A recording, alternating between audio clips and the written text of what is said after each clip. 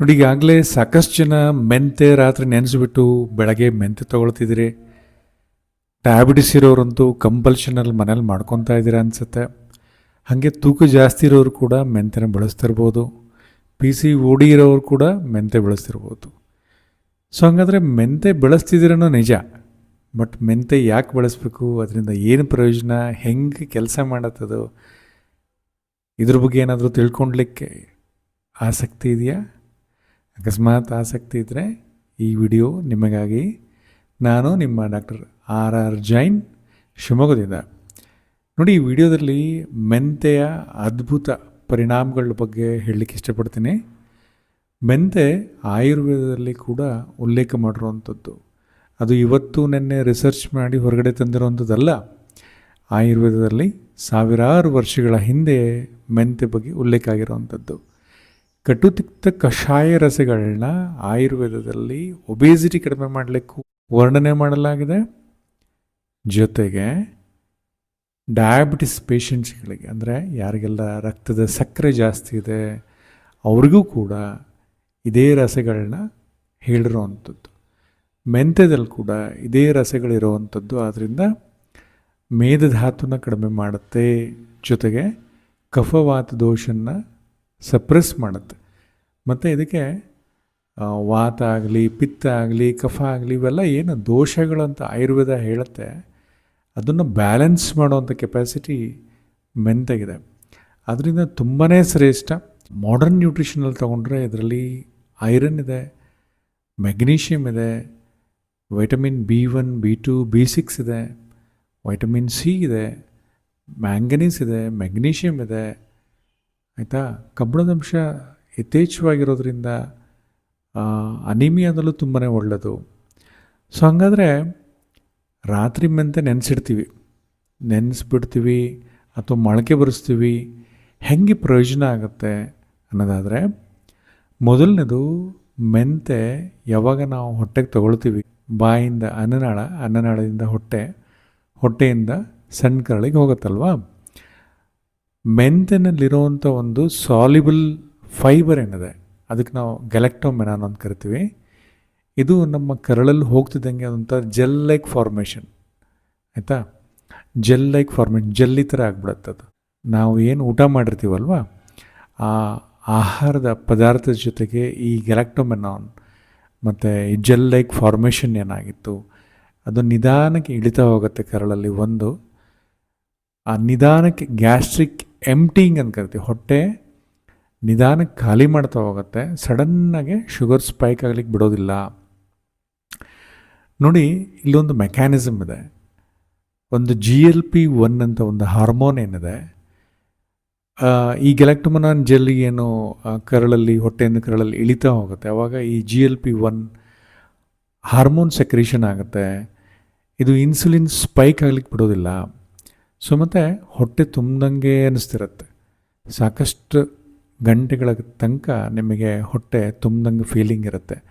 ನೀವೊಂದು 15 ದಿನ ಮೆಂತೆ ತಿಂದು ನೋಡಿ, ಏನು ತಿನ್ನೋದು ಬೇಡ, ಯಾಕಂದರೆ ಹಸಿವು ಆಗೋದಿಲ್ಲ. ಮೇನ್ ಇಂಪಾರ್ಟೆಂಟೇ ಇದು.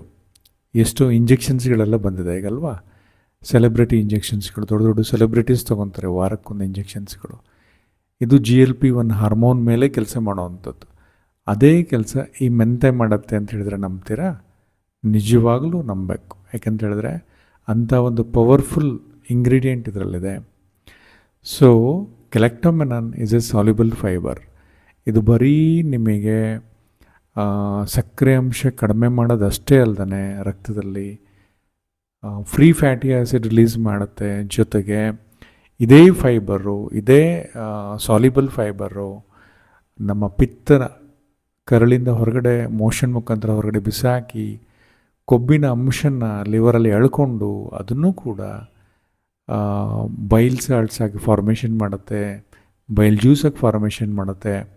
ಇದರಿಂದ ಕೊಲೆಸ್ಟ್ರಾಲ್ ಕೂಡ ಕಡಿಮೆ ಆಗ್ತಾ ಬರುತ್ತೆ. ಹಾಗೆ ಈ ಮೆಂತಲ್ಲಿರೋ 4-ಹೈಡ್ರಾಕ್ಸಿ ಐಸೋಲ್ಯೂಸಿನ್ ಅಂತ ಒಂದೇನೋ ಕಾಂಪೌಂಡ್ ಇದೆ, ಅದು ಇನ್ಫ್ಲಮೇಟ್ರಿ ಪಾತ್ವೇನ ಬಂದ್ ಮಾಡುತ್ತೆ, ಇನ್ಫ್ಲಮೇಷನ್ ಕಡಿಮೆ ಮಾಡ್ತಾ ಬರುತ್ತೆ. ಯಾವಾಗ ಉರಿಯೂತ ಆಗುತ್ತೆ ಶರೀರದಲ್ಲಿ, ಬೇರೆ ಬೇರೆ ಥರದ ಸಮಸ್ಯೆಗಳು ಶುರುವಾಗ್ತಾ ಬರುತ್ತೆ. ಅದರಲ್ಲೂ ರಕ್ತನಾಳದ ಸಮಸ್ಯೆ ಶುರುವಾಗ್ತಾ ಬರುತ್ತೆ. ಆದ್ದರಿಂದ ಇನ್ಫ್ಲಮೇಷನ್ ಕಡಿಮೆ ಮಾಡೋದು ಅಷ್ಟೇ ಅಲ್ಲದೆ ಇನ್ಸುಲಿನ್ನಿಗೆ ಸ್ಟಿಮ್ಯುಲೇಟ್ ಮಾಡೋದು, ಪ್ಯಾಂಕ್ರಿಯಾಸಿಗೆ ಸ್ಟಿಮ್ಯುಲೇಟ್ ಮಾಡುತ್ತೆ ಇನ್ಸುಲಿನ್ ಹೆಚ್ಚು ಪ್ರೊಡಕ್ಷನ್ ಮಾಡಲಿಕ್ಕೆ.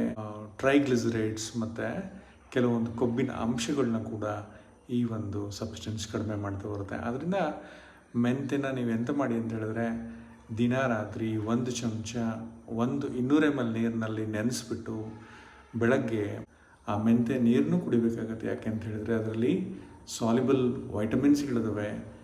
ಅದಲ್ಲದೆ ಆ ಮೆಂತೆ ನಿಮಗೇನಾದರೂ ಒಗರು ಬರ್ತಾ ಇದೆ ಅಂತ ಅಂದ್ಕೊಂಡ್ರೆ ನೀವು ಮೆಂತೆ ಕಾಳು ತಿನ್ನೋ ಬದಲಿಗೆ ರಾತ್ರಿ ಮೆಂತೆ ನೆನೆಸ್ಬಿಟ್ಟು ಮೊಳಕೆ ಬರಿಸಿ ತಿಂದರೆ ಅಷ್ಟು ಒಗರು ಬರೋದಿಲ್ಲ. ಅದೇ ಬೆನಿಫಿಟ್ಸ್ಗಳು ಕೂಡ ನಿಮಗೆ ಸಿಗುತ್ತೆ. ಇದುವರೆಗೂ ಯಾರು ಮೆಂತೆ ತೊಗೊಂಡಿಲ್ಲ ಅವ್ರು ಇವತ್ತಿಂದನೇ ಶುರು ಮಾಡಿ. ಪ್ರತಿಯೊಂದಕ್ಕೂ ಬೆನಿಫಿಟ್ ಇದೆ. ಕಾನ್ಸ್ಟಿಪೇಷನ್ ಆಗೋದಿಲ್ಲ, ಜೊತೆಗೆ ಗಟ್ ಹೆಲ್ತಿಗೂ ತುಂಬ ಒಳ್ಳೆಯದು. ಗಟ್ ಬ್ಯಾಕ್ಟೀರಿಯಾನ ಇಂಪ್ರೂವ್ಮೆಂಟ್ ಮಾಡುತ್ತೆ. ಆಯುರ್ವೇದದಲ್ಲಿ ಅಗ್ನಿಗೆ ಬಹಳ ಮಹತ್ವದ ಒಂದು ಸ್ಥಾನ ಕೊಟ್ಟಿದ್ದಾರೆ. ಆ ಸ್ಥಾನನ ಕಾಪಾಡುತ್ತೆ ಮೆಂತೆಗೆ ಅದರದೇ ಆದಂಥ ಒಂದು ಶ್ರೇಷ್ಠ ಸ್ಥಾನ ಆಯುರ್ವೇದದಲ್ಲೂ ಇದೆ, ಹಾಗೆ ಮಾಡರ್ನ್ ನ್ಯೂಟ್ರಿಷನ್, ಮಾಡರ್ನ್ ಸೈನ್ಸ್ನಲ್ಲಿ ಕೂಡ ಇದೆ. ಆದ್ದರಿಂದ ಮೆಂತೆನ ನಾವು ದಿನನಿತ್ಯ ಬಳಸ್ತಾ ಬರಬೇಕು. ನಾನು PCODನವರಿಗೆ ಮೆಂತೆನ ಖರ್ಜೂರ ಜೊತೆಗೆ ತಗೊಳ್ಳಿ ಅಂತ ಹೇಳಿದ್ದೆ. ತುಂಬ ಅನುಕೂಲ ಆಗ್ತಿದೆ ಅಂತೆ. ಸಾಕಷ್ಟು ಜನ ಕಾಮೆಂಟ್ ಆಗ್ತಿದ್ದೀರಿ, ಪರ್ಸನಲ್ ಮೆಸೇಜ್ ಆಗ್ತಿದ್ದೀರಾ. ರೆಗ್ಯುಲರ್ ಪೀರಿಯಡ್ಸ್ ಆಗದೇ ಇರೋರು ಕೂಡ ರೆಗ್ಯುಲರ್ ಪೀರಿಯಡ್ಸ್ ಆಗ್ತಿದ್ದೀರಾ ಅಂತ ಕೂಡ ನನಗೆ ಮೆಸೇಜ್ ಹಾಕಿದ್ದೀರಾ. ತುಂಬ ಧನ್ಯವಾದ. ನಿಮ್ಮ ಈ ಫೀಡ್ಬ್ಯಾಕ್ ನನಗೆ ರಿಸರ್ಚಿಗೆ ಹೆಲ್ಪ್ ಆಗುತ್ತೆ. ನೀವು ಈ ಮೊಳಕೆ ಬರಿಸಿದ ಮೇಲೆ ಸ್ವಲ್ಪ ಒಗರು ಕಡಿಮೆ ಆದಮೇಲೆ ಅದನ್ನು ಖರ್ಜೂರ ಜೊತೆಗೆ ಮೆತ್ತಗಿರೋ ಕಿಮಿಯಾ ಖರ್ಜೂರ ಅಂತ ಏನು ಸಿಗುತ್ತೆ ಅದ್ರ ಜೊತೆಗೆ ಸ್ಮ್ಯಾಶ್ ಮಾಡಿಬಿಟ್ಟು ತಿನ್ನಿಸ್ಬೋದು, ಅನುಕೂಲ ಆಗುತ್ತೆ. ಮುದ್ದೆ ಜೊತೆಗೆ ಮೆಂತೆ ಹಿಟ್ಟನ್ನು ಮಿಕ್ಸ್ ಮಾಡ್ಬೋದು, ಸಾಕಷ್ಟು ಅನುಕೂಲ ಆಗುತ್ತೆ. ಅದರಿಂದ ಫ್ಯಾಟ್ ಕಡಿಮೆ ಮಾಡುತ್ತೆ, ಅಂದರೆ ಕೊಲೆಸ್ಟ್ರಾಲ್ ಅಂಶನೇ ಕಡಿಮೆ ಮಾಡುತ್ತೆ. ರಕ್ತದ ಸಕ್ಕರೆನ ಸ್ಪೈಕ್ ಆಗಲಿಕ್ಕೆ ಬಿಡೋದಿಲ್ಲ. ಇನ್ಸುಲಿನ್ ಜಾಸ್ತಿ ಸ್ಪೈಕ್ ಆಗಲಿಕ್ಕೆ ಬಿಡೋಲ್ಲ. GLP-1 ಹಾರ್ಮೋನ್ ರಿಲೀಸ್ ಮಾಡುತ್ತೆ. ಹೊಟ್ಟೆ ಹಸಿವನ್ನ ಕಡಿಮೆ ಕಂಟ್ರೋಲ್ ಇಟ್ಕೊಂಡಿರುತ್ತೆ. ತೂಕ ಜಾಸ್ತಿ ಆಗಲಿಕ್ಕೆ ಬಿಡೋದಿಲ್ಲ, ತೂಕ ಏರ್ಲಿಕ್ಕೆ ಬಿಡೋದಿಲ್ಲ. ಈ ಮಲ್ಟಿ ಮಿನರಲ್ಸ್ ಮತ್ತು ಮಲ್ಟಿ ವೈಟಮಿನ್ಸ್ ಮತ್ತು ಕಬ್ಬಿಣದ ಅಂಶ ಚೆನ್ನಾಗಿರೋದ್ರಿಂದ ಇದು ಭಾಳಷ್ಟು ಅನುಕೂಲ ಮಾಡುತ್ತೆ. ಇದನ್ನು ಎಲ್ಲರೂ ಬಳಸ್ಬೋದು, ಆದರೆ ಇದೊಂದು ನಿಮ್ಮ ಮೆಡಿಸಿನ್ನ ರೀಪ್ಲೇಸ್ಮೆಂಟ್ ಆಗೋದಿಲ್ಲ, ಒಂದು ಸಪೋರ್ಟಿವ್ ಆಗಿ ಕೆಲಸ ಮಾಡುತ್ತೆ. ಇದ್ರ ಬಗ್ಗೆ ಸಾಕಷ್ಟು ರಿಸರ್ಚ್ ಆಗಿದೆ. ನಮ್ಮ AS2 ಪೌಡರಲ್ಲಿ ಕೂಡ ಮೆಂತೆ ಇದೆ.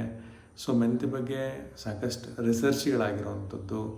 ದಿನನಿತ್ಯ ಇದನ್ನು ಬಳಸ್ತಾ ಬನ್ನಿ, ಆರೋಗ್ಯ ತುಂಬಾ ಸುಧಾರಿಸುತ್ತೆ.